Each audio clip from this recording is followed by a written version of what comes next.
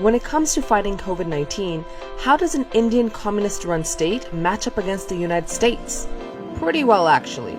India's first case of coronavirus was reported in Kerala, and the state moved quickly to flatten the curve.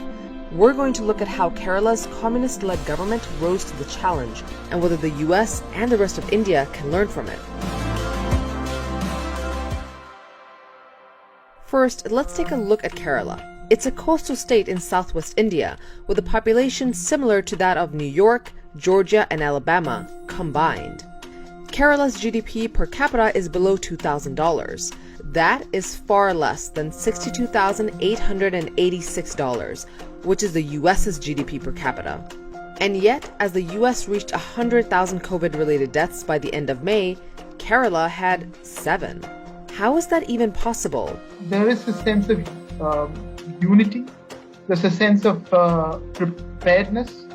There's a sense of, hey, we have done this before, we can do it again. Meet Dr. Aju Matthew. He's a doctor in Kochi in Kerala. Kerala's success kind of comes down to two things: its strategy and its political infrastructure, which we'll get into in a bit. This is Kerala's teacher-turned-health minister, KK Shailaja, aka the Corona Slayer. Shailaja heard about a dangerous new virus spreading in China in January. So what did she do? She assembled a rapid response team, and Kerala adopted the trace, test, and treat protocol before it even got its first coronavirus case.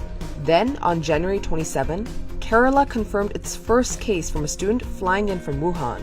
The state mobilized an army of testers, as seen here on government-issued footage. A test produced results within 48 hours. And Kerala's strong community leaders allowed extensive tracing. By April 11th, 401 tests per million had been taken. Kerala uses a socialist model of governance. The decision-making trickles down to the lowest level of the population, from the village up. This is Dr. Shahid Jamil. He is one of the leading virologists in India. So Kerala did very well in just reducing the stigma very early on and let communities take care of people within the community. Essentially let the public health care system involve communities, which is now we are learning very, very important. There's also been careful and creative messaging, like this ad. While in the US, this was happening. This great country of ours, we have 240 cases. Most of those people are going to be fine. The government of Kerala launched the Break the Chain campaign. Dancing police officers and robots informed citizens of hand hygiene.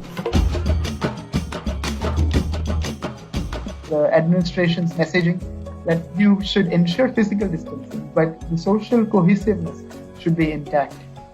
We have framed exceptional campaigns.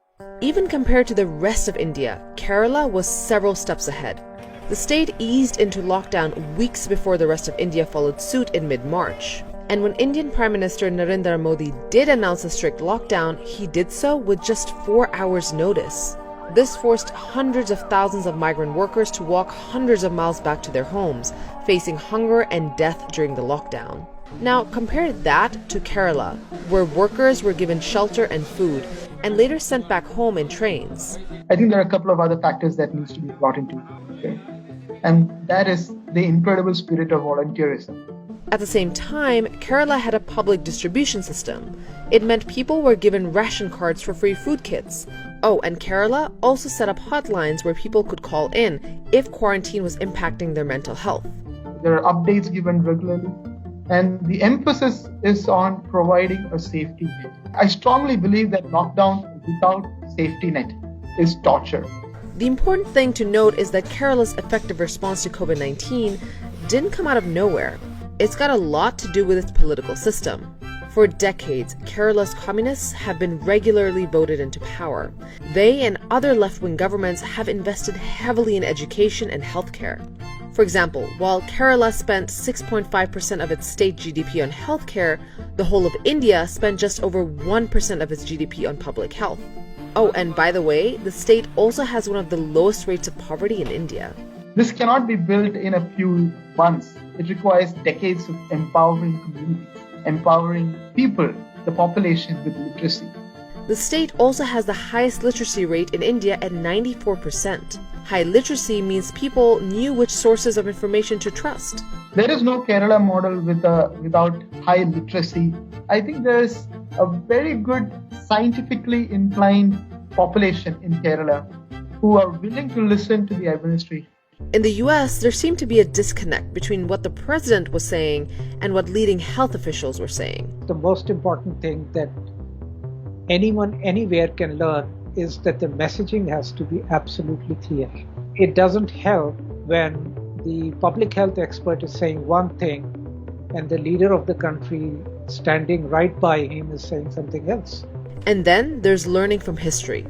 The state's preparedness comes partly from dealing with the Nipah virus outbreak in 2018. But remember, Kerala is technically a communist-led state that still struggles economically. Can we have an amazing public health infrastructure, a well-empowered, decentralized politics, government, administration, and a flourishing economy that requires complete freedom from licenses? It's a fine balance. But still, the rest of India could learn something from Kerala. The country is now opening back up despite cases still soaring, overwhelmed hospitals, and low rates of testing. While President Trump suggested injecting disinfectants, cow urine as a treatment was widely circulated among Hindu groups in India.